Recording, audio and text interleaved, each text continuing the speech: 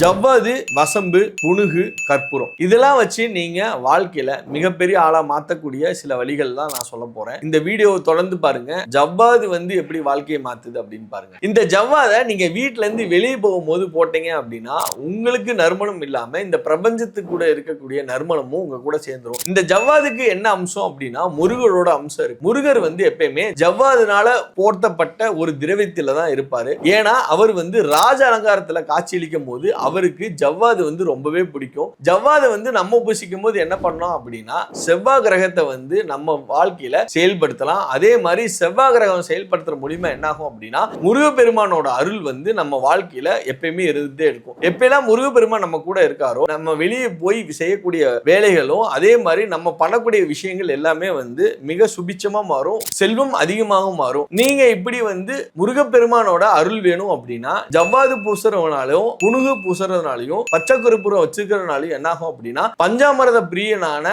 முருகப்பெருமான உங்க வாழ்க்கைக்குள்ள கூப்பிடுறீங்க. அப்படி முருகப்பெருமான் உங்க வாழ்க்கைக்குள்ள வந்துட்டாரு அப்படின்னா உங்களை அறியாமே உங்க வாழ்க்கை என்ன ஆகும் அப்படின்னா அவர் எப்படி மலை மேல உட்கார்ந்து இருக்காரோ அதே மாதிரி மலை மேல ஏறி போற செல்வம் மாதிரி உங்க வீட்டுக்குள்ளேயும் செல்வம் சேரும். நீங்கமே சுபிச்சமா வாழ தொடங்குவீங்க.